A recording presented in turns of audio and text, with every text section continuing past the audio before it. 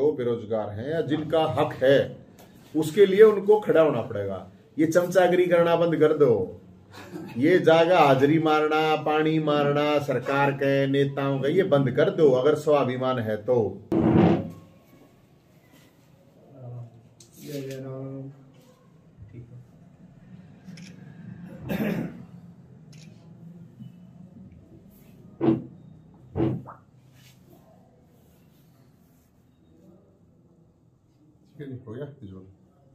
जय हिंद साथियों, मैम के सभी पत्रकार साथियों का धन्यवाद। साथियों, आज मैम में बेरोजगारों की बारात का न्योता देने के लिए आए हैं।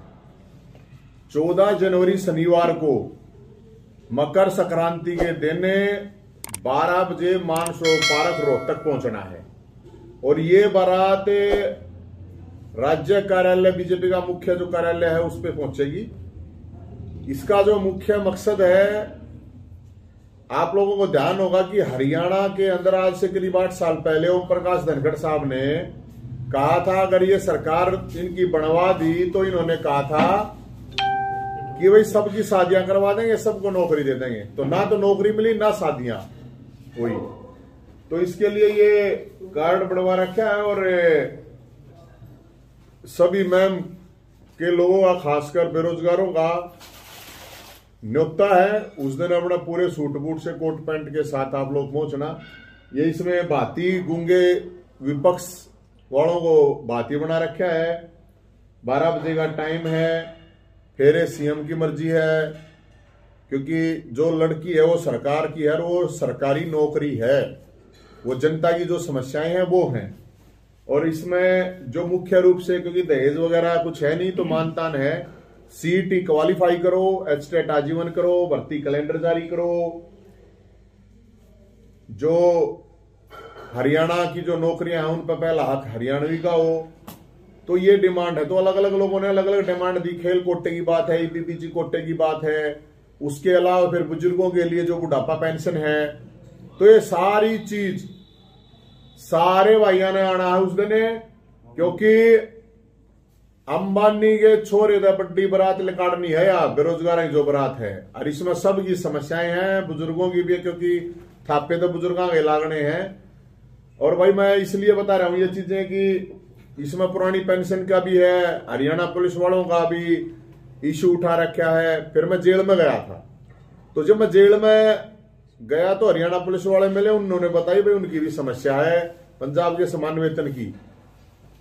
कैदियों के पास गया तो कैदियों की भी एक बेसिक सी दे भाई, सर्दी में तो गर्म पानी मिल जाना चाहिए। 70% लोग वहां पे निर्दोष ही पड़े हैं। तो इसको न्योता देने के लिए आज मैम आए थे।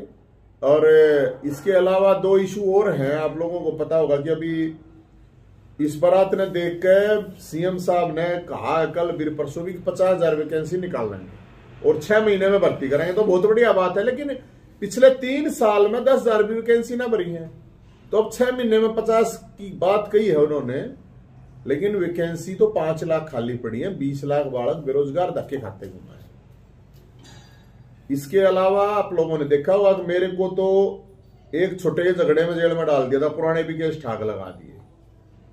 इनका खेल मंत्री लड़की को छेड़ता है, कोई भी उस बोलने के उसके खिलाफ नहीं बोलता इस सरकार में, और मुख्यमंत्री उसको डिफेंड करता, जो कि बहुत गलत बात है। अगर ये लड़की, ये इनकी सरकार के किसी आदमी की होती और ये आरोप लगा देती नवीन जैन पे, तो उस टाइम पे क्या होना था? फिर सवाल इस बात का है कि उस लड़की को हमने कहा है सरकार को, उस लड़की का भी नार्को टेस्ट कराओ, मंत्री का भी करा दो, हाईकोर्ट के जज से इसकी जांच करा लो, जो दोषी है उसको जेल में डाल दो। अगर लड़की झूठ बोल रही है उसने जेल में डाल दो।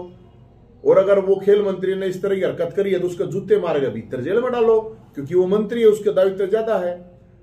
लेकिन मुख्यमंत्री साहब कह रहे हैं कि आरोप लगाने से कोई दोषी सिद्ध नहीं होता। तो ये बात है, तो फिर जेलों में जितने भी आरोपित हैं उनको सबको बाहर निकालो ना, क्योंकि उनकी सजा थोड़ी हुई है। तो इसके अलावा जो बात है, अभी एसवाईएल के ऊपर बात कह रहे हैं मुख्यमंत्री साहब, तो एसवाईएल सुप्रीम कोर्ट ने डिसीजन दे रखा है, हरियाणा के हक में दे रखा है, केंद्र सरकार को इंप्लीमेंट करवाना है। तो एसवाईएल लाने के लिए हनुमान जी को, भगवान कृष्ण जी को तो आना नहीं पड़ेगा, उनको आना पड़ेगा। इनकी सरकार है केंद्र में, स्टेट में इनकी सरकार है, तो ये सवाल पर राजनीति करना बंद कर दें। हम तो ये कह रहे हैं पानी लाओ है, क्योंकि सुप्रीम कोर्ट, जब भाई सुप्रीम कोर्ट की भी अगर कोई नहीं मानेगा, ये हाई कोर्ट के निर्णय को लेकर सिंहपुरा में मकान ढाने के लिए आ जाते हैं गरीब लोगों के, और सुप्रीम कोर्ट जो डिसीजन दे रखा है उसके ऊपर इंप्लीमेंट हो नहीं रहा है। तो फिर सुप्रीम कोर्ट का ताला लगाने की सलाह क्या सरकार की, या सुप्रीम कोर्ट की भी कोई नहीं मानेगा? तो इसलिए ये इशू थे, और इनको लेके हमें 14 जनवरी मकर संक्रांति के दिन बेरोजगारों की बारात निकलेगी। और ये जो नंबर है 70 27 822 822 ये नंबर है, और इस नंबर के ऊपर 4500 लोगों ने अपना रजिस्ट्रेशन ऑलरेडी करा दिया है। तो सबको एक तेन को खा पी का युग न्यू सोचो कि मैं खाने पीने में कुछ नहीं मिल रहा। दूसरी बात, जिनकी शादी हो रही कोट पैंट शेरवानी जिनके पास रखी है भाई, वे जो कुआरे हैं उनसे दे दियो। और मैम ज्यादा दूर भी नहीं, घोड़ा बग्गी भी लेकर आना होता है आज, क्योंकि सरकार प्रशासन ने घोड़ा बग्गी वालों को कहा भाई इनकी बुकिंग नहीं करनी है, और भाई मोड़ शहरे मिल नहीं रहे हैं, तो जिसके पास शहर आ रहा हो वो भी ले आइयो। तो सब साथियों का न्योता है, सारे के सारे मैम वाले जरूर आइयो, जितने भी कुंवारे हैं और बेरोजगार हैं। कोई सवाल है तो आप बताइए। भाई साहब, एक आपने बात खेल मंत्री के ऊपर सवाल उठाया, तो सरकार तो एक नारा लगा रखा है सरकार ने, बेटी बचाओ बेटी पढ़ाओ, और लेकिन सरकार में ये सब काम हो रहे हैं, और एक महिला कोच जो है वो आरोप लगा रही है, लेकिन उसके बाद भी उसकी कहीं भी सुनवाई नहीं हो रही है। नहीं, आपने ना वो नारा गलती से गलत सुन लिया, या फिर वो कहने के लिए था। इनका जो असली नारा था वो ये कह रहे थे कि हमारे मंत्रियों से बेटियों को बचाओ, ये कह रहे थे। तो इसके अलावा जब आप हर जगह हरियाणा के अंदर बेरोजगारों की बारात का न्योता दे रहे हैं आप, तो पूरे हरियाणा में आप घूम रहे हो, और कंटिन्यू अभी भी टाइम है 2-3 दिन का, तो लगातार लगा, क्या रिस्पांस युवा साथियों का आपको? रिस्पांस तो बहुत बढ़िया है। बाकी तो देखो, हम तो जाएंगे अपना घोड़ा बग्गी लेकर, बैंड बाजा सब कुछ होगा उसमें। बाकी तो मेरा तो ये मानना है कि जो बेरोजगार हैं या जिनका हक है उसके लिए उनको खड़ा होना पड़ेगा। ये चमचागिरी करना बंद कर दो, ये जागा हाजिरी मारना, पानी मारना सरकार के नेताओं का, ये बंद कर दो। अगर स्वाभिमान है तो अपने हक की लड़ाई लड़ना सीखो। भगत सिंह ने भी यही कही, नेताजी सुभाष चंद्र ने भी, बोस ने भी यही कही है, चंद्रशेखर आजाद ने भी यही कही है। मेरे हिसाब से तो यही है, बेरोजगार तभी मैं तो यही बात कहूं, सबकी बात है, अपने हक की लड़ाई, अपने हक की लड़ाई लड़ने के लिए सड़कों पर उतरना पड़ेगा। आपने अच्छे तरीके से पीजीआई का जो मामला था उसमें आपने आवाज उठाई थी, और आपने एक हक की, जिनके जो हरियाणा के जो लोग थे उनके बेरोजगारों की आवाज उठाते हुए आपने उन सभी महिला को जो रो रही थी वहां पे, उन सब की आवाज उठाई। उसको अंजाम आपको जो है जेल के अंदर जाके भुगतना पड़ा। ये बात होगी, जेल में तो जाना, हम जरा इस तरह थोड़ी हैं, हम कोई विपक्षी थोड़ी हैं, गूंगे हैं, हम कोई 1000 करोड़ के आदमी थोड़ी हैं, 5000 करोड़ के आदमी हैं। अगर डर लगा अगर अब ये खोज लेंगे हमारे द्वारा नहीं कुछ, हम थोड़ी डरे हैं।